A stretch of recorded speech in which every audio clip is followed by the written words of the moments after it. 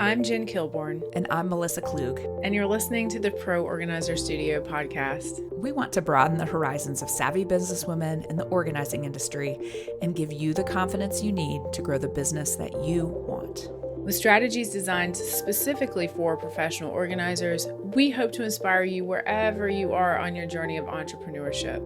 So we're so happy you're here with us. Now let's get started. Hey, Pro Organizers, it's Melissa, and we are back with our second conversation with Kim Snodgrass of Rustic Home Organizing. And if you have been here for more than 2 seconds, you know I've been interviewing Kim every year since she brand new started her business out. This is her year 2 recap, what she has learned. This is part 2. So if you missed the first part, go back just one podcast. And then if you missed the first 2 parts, you can just go back a couple of podcasts. The entire library is right up there for you. But Kim has so much wisdom to share. And one of the things that I love is that Kim has stayed really flexible about her business. She has changed when she needed to. She has pivoted when she needed to. She has admitted her mistakes. She has a lot of great lessons for people, whether you are brand new starting out or whether you've been in business for a long time. I always enjoy catching up with Kim. She has a great sense of humor. She's a great person. And more than anything, she loves to help other organizers really realize that this is a business that they can start and that they can be a part of. One of the stories that I loved of Kim was she got a dozen eggs as one of her first payments. And then she moved up to having multiple $10,000 plus months. And that's a part of a journey in organizing. Just reminding you that you can start small and then end up big. There are so many ways that you can work this business to make it work for you and to achieve your goals. All right, let's get started with my second conversation with Kim. One of the things we talked about last year when we did this was like, what are the perceptions you had your first year that you went, "Oh, that was hilarious that I thought that." Like, did you have anything this year that was kind of like from a year ago that you're like, man, that was Yes. First of all, my very first client ever, I think you got a phone call about 4 hours into it. probably. I was so in over my head. I had no idea I knew I know how to organize. I've always known how to organize, but I did not know what time was involved. You know, you think, okay, everybody's doing 4-hour sessions, 6-hour sessions. Great. I'm going to do your kitchen in 4 hours. To your basement in 3 Wrong. hours. Right. No, that's not it. And now I've pulled everything out and now I don't know what to do. Right. So I have learned how to look at the project objectively and be able to communicate realistically on what we're talking about time-wise. One of the common things that happens in our Inspired Organizer group, where we have our coaching thing where you can ask any question you want. One of the very common things with newer organizers is like, this kitchen took me 12 hours. Am I a bad organizer? Or like, do I not know how to organize? And everybody will be like, no, girl, that's how long a kitchen takes. It just takes a long time. Like that No. misperception of how long Yeah. things take, that's very real. I mean, I quote 16 hours minimum now for kitchens. They're a beast. You figure out what, like bathrooms, those are like black holes of Terrible. stuff. Yes. Yeah. Yeah. So I definitely have learned how to look at a project. It's really hard to estimate time. I'm right with you on that. I know you say that all the time. I'm getting better about giving a range because there are some people that it's like, well, if it can't fall into this range, then I just don't want to do it. Huh. So I'm really, really trying hard to focus on a range. Product is another obstacle that first year. Product is tough. Product is really, really tough to learn, to get over that learning curve of product and knowing what is actually good and what isn't, and what's garbage and what isn't useful. I mean, some of the systems that I see in place for clients, there's no way they're going to be able to keep it up. There's just no way. And that's too bad. So that I've also learned how to realistically approach. So when you've got the busy mom with 3 boys and can barely keep things going, that has their own business, the last thing you're going to do is show them how to roll towels and file fold. Right. You're going to come up with a system that will sustain itself. And so learning how to adjust, it's not something that just happens overnight. You can be the most amazing organizer in the entire world, but learning how to adapt to other lifestyles it takes time. And I'm feeling a lot more confident in that arena. I think being flexible and being able to give a lot of different ideas and being able to look around a house and be like, wow, I can't do the same system that I did for the person last week. Yeah. different. This is a whole different ball of wax. Yes. I've also learned that truly, with the exception of some pantries, because there are some that are pretty much the same, like the 1990s houses, all of the same pantries around here, Yeah.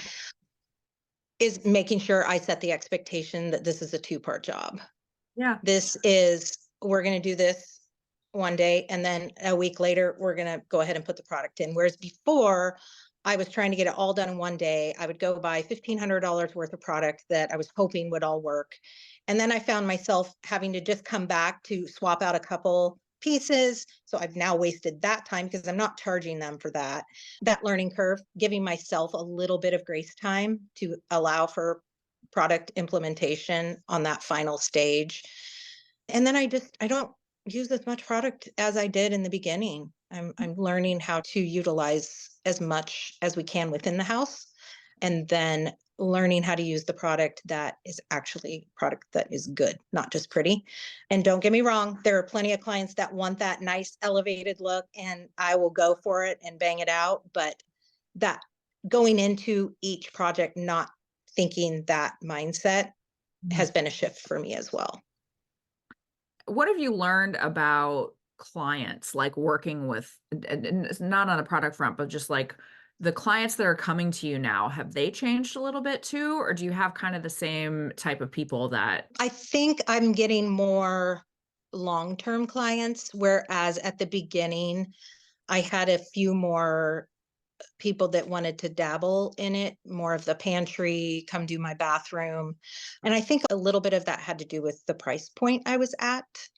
And so now I have a little bit more of a consistent client, and I have figured out what my favorite things are, at least right now. And that took time too. That is definitely something that I didn't learn that first year, that took a whole second year to really learn what I enjoy, what caused me to want to throw up when I got home, and what caused me to be so excited that I was just like jacked and I couldn't stop talking about it. And I would sit on the couch with Chad every night going, oh my gosh, I just loved today. Like yeah, today was so amazing. And then I had those days where I came home and I was an emotional mess and frustrated, and like I hated everything about today. That did nothing for me. It overstimulated me. I soaked in all of that person's energy and it just like dropped me to the floor. And so I'm learning how to navigate those consultations with clients and looking for those, I don't want to call them red flags, but just things that just might not fit for me. we can call them yellow flags. Have you started to get better about saying no? Like, do you say no to people or do you refer them out to other people? Like, if you have one of I those yellow refer. flags, okay. Yeah. Yeah, I do. I've referred out, and I've also told people I don't think they're ready, Yeah. because that's the case too. There are people that will think they're ready and they're not ready. You are Yeah. not ready. I know you're not ready. And this is why I don't think you're ready. And this is what I want you to work on. And then let's reconvene in a month and see where you're at. How do those conversations go? Tell me a little bit more about. I think they're pretty good. I had one that had a really tough time with it. She got pretty upset, but I held my ground. It was nothing personal, and she just wasn't ready. And it's the ones that think that because I'm coming in there and they're going to book 4 hours, that everything's going to be fine. I Yeah. have to let them know that is not, everything is not going to be fine. And if we do, this is what you're going to have to change. This is a mind shift. This is for those that are really knee deep in crap. Yeah. Now, it's not a mind shift for the woman that just wants a pretty pantry. That we don't have to have those same psychological questions and conversations, but the ones that you walk in and it is total disarray. And I'm not talking hoarders. I'm talking real life. Just Just real life majority chaos. Yeah, real right. life chaos.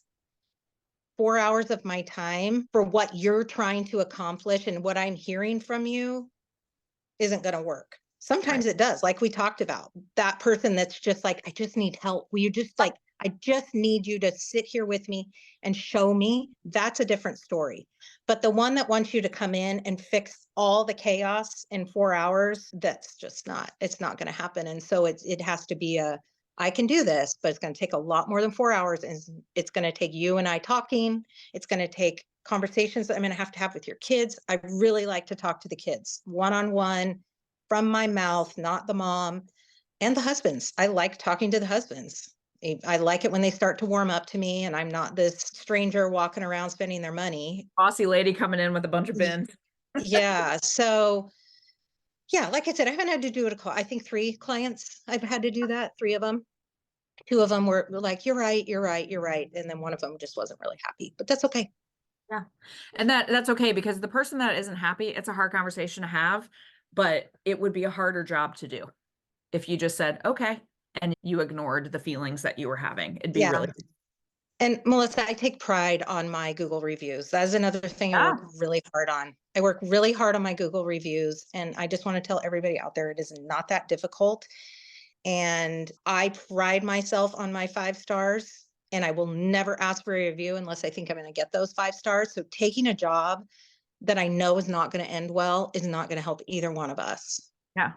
Tell us a little bit about your Google review game. Like what do you have anything any magic solutions? Because I know a lot of people come to us and say like, I've asked my clients like a bunch of times and they're not doing it. And what's your magic sauce on that? Here's my magic sauce. First of all, I think everybody, well, not everybody, majority of the people overcomplicate it. So What? there's, Wait, I'm sorry. Are you trying to say that organizers overcomplicate things? That's the craziest thing I've ever I heard. know. So first of all, you know that I have had a wild roller coaster relationship with Dubsado, Yes, I and do. we are still dating, Oh, but you're back we are, together. yeah, Oh, we are dating. It's just casual. okay. Just Um, casual. it's Not going to be a very serious relationship. casual. We are Okay. not like super deep. You're not exclusive. Um, yeah, it's friends with benefits, maybe. Um, so there's so many automations you can do. And I think automating an email to send out for a Google review is a big fat fail. Okay. So I do not do that. I send a text to my client, usually before I bill them. And it is, oh my gosh, I had so much fun. And well, first of all, I go to my Google business. I have copied the link. A link. Everybody has it on their Google business, whatever it's called now. Google, I don't know. I copy that link. It's in my notes on my phone. I text my client when the project is done. I tell them, and I'm always honest, I loved being in your home today. I was really proud of you for doing X, Y, and Z. And I am so excited to hear how it works for you. Make sure you let me know if there's anything you want tweaked, if there's anything you want to talk about. And I'm also going to put a link here for a Google review. And I always say Google is a necessary beast in my business, and it really helps people find me in the search where I land on the searches. And I would be so grateful if you would just do a quick review. You don't have to say much. 1 sentence is fine. And I got 30 reviews last year. That's amazing. Yeah, just off a text. I text every single one. Usually they do it immediately. Sometimes I have to I will never remind more than twice. After Okay. twice, they're not giving me a review, and it's not because they don't like me. It's just they're busy or they just don't want to do it. That's the key point that I would like to make because I think a lot of organizers take it personally when someone doesn't do a review and they'll be like, well, they said they loved it. And they said it has nothing to do. Leaving a review is a very separate thing than whether they loved your work because they probably loved your work, but they might be not wanting to leave a review for 1,000 reasons. Maybe they don't know how. Even though you made it easy, they might still not know how. I'm just imagining a lot of people in my life that would be like, wait, what? Like, what? I don't understand. They would be Mm-hmm. very by this, right? Second thing is some people like you do have to put your name out there when you leave a review. Some people Mm-hmm. are interested in telling people that they had an organizer and letting that information out in the Right. world. It's a very realistic thing too. It also could just be it slipped their mind. Even though you texted them twice, it slipped their mind. And then you start to be like annoying. I have been on the receiving end. There was a service I used last year. They did a great job, by the way. It was a carpet cleaning service. They did an exceptionally great job. What they failed on is they spammed me so hard after asking me for a review that it made me not want to give a review. Right. And like nobody wants that. So just I like that. I like that philosophy of 2 times and then let it go. Right. And I just think in this day and age with the phones and the texting, if and Google makes it easy to leave a review from your phone. They make Yeah. it really easy. So I have had the best luck with that. I have gotten no reviews off any emails I've sent. It's always been off the text. And I had one that was just not tech savvy, and she said, I won't do that, but you send my information to anybody that wants a verbal review and I will tell them. And I used that. I had one other person that wasn't savvy with the internet. And I said, if you want to talk to my other client, she would love to tell you about her experience. So I think getting Google reviews is important. I mean, don't we all? Don't we Yeah, all look at reviews? Don't we all go to I Amazon do. and look who has the 5 stars and 85,000? I mean, it's just like we've been trained to think that way. So the reviews are very, very, very important to me. A huge part of my whole process, and I will continue to do that. And I make little goals for myself, like, oh, I want to make sure I get 5, next month, or I'm going to get 2 right now. I'm going to reach out to 2 old clients. I'm just going to get 2 right now. Yeah. Just play little games with myself, but just don't overcomplicate it. It's so simple. And again, I'm going to repeat myself. Don't take it personally if someone Yeah, doesn't do it. It's okay. My guess is that you had more than 30 clients last year. I There are did. clients that did not leave you a review, right? Like Uh-huh. that is okay. And you're not going like, wow, I'm a terrible organizer because no, we're going to be real, real happy. By the way, if you can get even 10 reviews, 10 total Google reviews, great. You do not need a million. You do not. No, no, no, absolutely not. Um, Again, it goes to find what you want to put your energy towards and just do it. Tell me a little bit about what your first $10,000 month felt like. Well, it was very bizarre. I didn't see it coming. And then I saw it coming and I was like, oh my gosh, this is actually going to happen. Mhm. And there's still like 10 days left in the month. And I still have clients booked. And I remember that very first 5-figure month was like 11,000 and some odd dollars. And I'm the youngest of 3. My brother's 7 years older than me, and my sister's 5. And I still, to this day, when I'm around him, I feel like I'm 2. Like I Mhm. literally cannot get out of little Kimmy sister mode. I just can't. And I remember I showed Chad, I said, come look at my computer. This is where Dub Sato and I were dating that day. That was Okay. that was a friends with That was a benefits good day. day. They have a little like chart thing I found. I'm like, oh my gosh, this shows me what I've done. And then I called my brother and Oh, I that's said, sweet. yeah, I said, guess what I did? And he was so excited for me, and it just was the coolest thing ever. It was very liberating for me after my journey that I've been through the last 7 years. I can feel it as almost like a hit, adrenaline hit. Like I was Yeah, like, it's dopamine. So, I'm gonna I'm gonna do this again. And I did it again. it And again. then I did it again. And then I decided that I wanted to just do a monthly dollar goal that I Mhm. never even thought was achievable.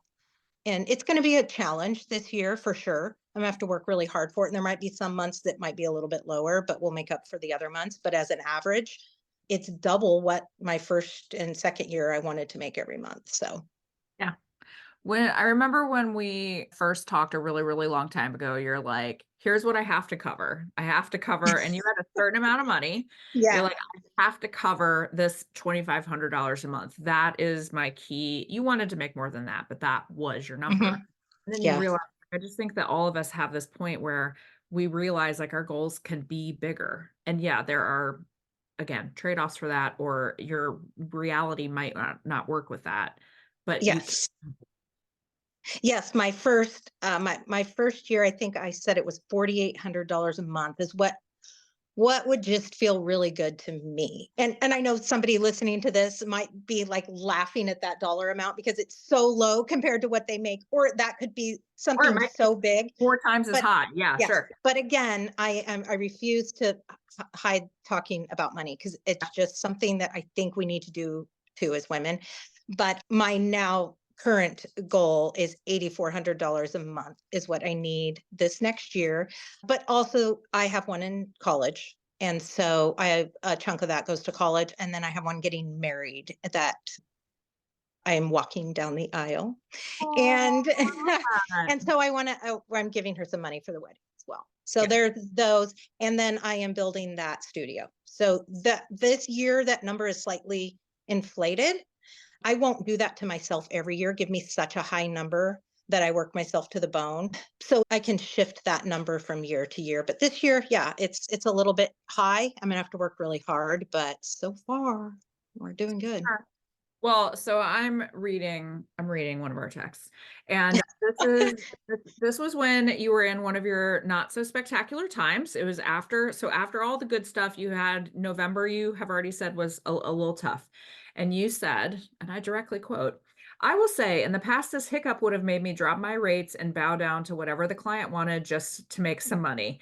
I've been scared to raise my rates and set boundaries with my existing clients, but I'm seeing a trend with all of them. It's time to take back control. And so this was actually, I think, like a major breakthrough moment of you of going like, no, I'm staying the course and I have these goals that I want to reach and I can't sacrifice that because I'm having a momentary situation.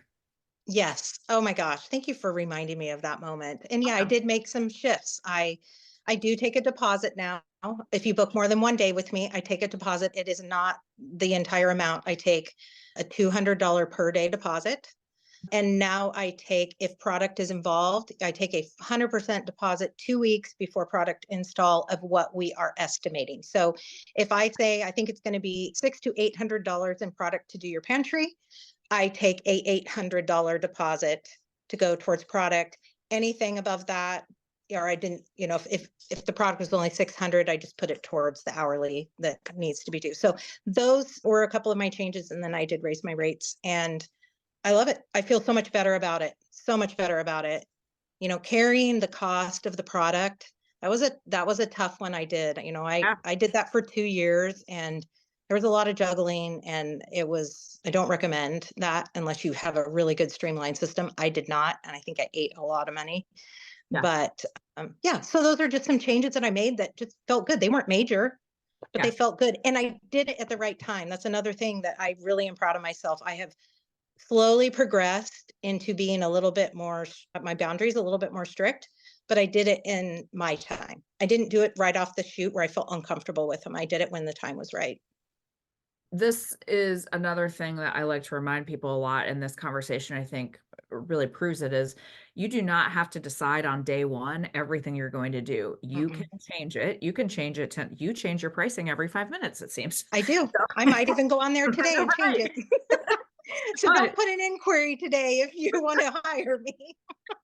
but you have made the changes that fit with who you are and where you are at that point.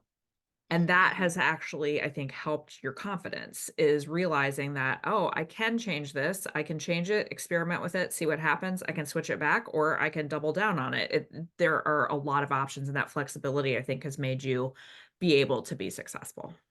Yes, absolutely. Big deal. Tell us a little bit about your favorite client that you've worked with this year. I always share that I'm on a podcast, so a lot of my clients might hear this. So none of you are allowed to take this personally. Oh boy. I love you all.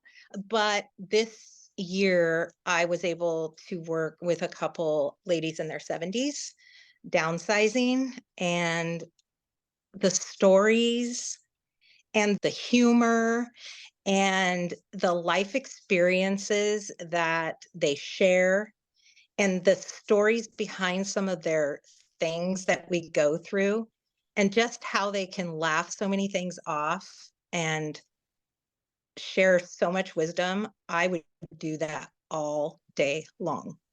I love it. Absolutely my favorite is to sit there for hours and go through their things with them. Just so rewarding. And they have so much appreciation for me, so much appreciation. The things they say when I leave, life changing. I couldn't have done this without you if it wasn't for you. And I mean, those are things that we all need to hear. Oh, for sure. So definitely my 70-year-old ladies are my favorite. Oh, I love that. I think there's something special, and sometimes it can be really hard, but I think there's something extra special when you help someone downsize because there's some things wrapped up in that, right? Like, there is Mhm. reality wrapped up in that, and there is, the path of life and the journey and all of those things. But it is really special for them to be able to go through their things and have that timeline moment and that you're a part of that. Like, I think that's a real gift of what we do is people invite us into some pretty personal parts of their lives. I've organized a lot of people's photographs and things like that. And I think sometimes those are even the more personal things that you really see someone's story from beginning, middle, and end. And I think it's amazing. Yeah, seeing these ladies at, I'm sitting in front of them and they're in their 70s and they're showing me pictures of them at 16 with their Yeah. friends, these old photos. It's so cool. Yeah. So cool to see them in a whole different light. Yeah. It's awesome. Well, and I think that's another example. Like when I think about one of the projects that I've had that makes me feel like what you're describing, that's an example of I just said yes to something that I had no idea how I was going to accomplish. And I just figured it out. It was like this huge Hmm. digitizing, thing. And I'm like, I'm so grateful that I said yes to that because, and there might be people who are like, oh, I don't really do senior downsizing. Maybe you should try it because you might end up deciding it's your Oh, favorite thing you've ever done. Right. yeah. And especially for the solo organizers, because they don't want the teams of people in. They can't handle that. What kind of entrepreneur do you think you want to be this year? I want to continue to grow in my confidence. I want to be a little bit more financially conscious Okay. of making sure I'm not a hobby business. I really truly don't know. I don't think I'm a hobby. I'm trying not to be a hobby business, but I understand it's really important to look at your financials to see where you're at because I definitely don't want to waste money. But this year is really important for me to create strong relationships with more women owned businesses in my local area. It's very, very, very important to me. It's a very passionate part of who I want to be as a business owner. I don't know if that's really going to make me any money, but that's not what it's all about all the time. I would say that is my ultimate goal this year. It's not so much having to work so hard on finding all the clients, even though I do, but I can do that without overthinking it now at this point. So I really want to work on being a part of our community. It's important to me. Yeah. So my word of the year is consistency. And I think that's one of the things that I can say about you, watching you over the last 2 years, is through all the peaks and valleys, you are extremely consistent about showing up, doing the work, knowing what work it takes, and knowing that there are some hard things that you have to do. There's hard work you have to Mm. do on yourself. We all have hard work to do on ourselves. And I just love having seen that consistency really pay off for you. And I remember I told you at the very beginning when you're like, where are they? Where are the clients? And I was like, there's going to be a magical day. There's going to be a magical day. And it happens to all of us where like all the pieces start to fit together and the wheels start to turn and like it starts to happen. But that happens through consistency. And you have done that work. And I think it's really awesome to see. And if you would have told me that networking was going to be my main source of finding my clients, I Yeah. would have laughed in your face. I think I had this picture of networking as going into a room with a bunch of people in high heels and suits, and that is not what networking has to be. It can be so many different things and it can be accomplished in so many different ways. So if that is something that interests someone else, figure out a way to make it work for you. I'm not always the one in the room that wants to talk, but on social media, I can go one on one messaging so simply and effortlessly. And that I realized was networking as well. There are lots of ways to network. And a lot of people, maybe they're going to get their business from Google ads. I don't want to do Google ads anymore. I did try them for a while and it just I don't want to do that anymore. I wish I was better at like the pretty marketing emails. That is one thing that I wish I just had an influx of money to be able to pay somebody to do that for me. But again, it takes that personal aspect away of my voice. So that is something I need to work on as well, is just tweaking my newsletter a little bit to make it a little more aesthetically pleasing, I think.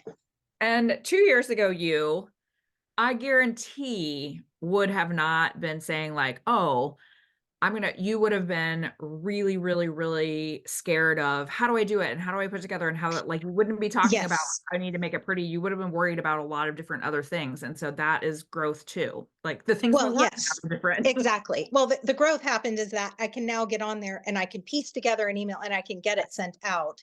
No, all the links might not work. No, it might not be pretty, but I can do that. And now I can go on to a blog. Thanks to you. You have helped me with these two things, but I can go on and I can create a blog and I don't overthink the blog now. If I want to talk about something that really isn't even organizing related, I just do that. It's getting that consistency, getting yourself to do that action. And I think then it just will get better in time, just like my networking, just like my organizing, everything will just get better in time. Practice. And that's all there is to it.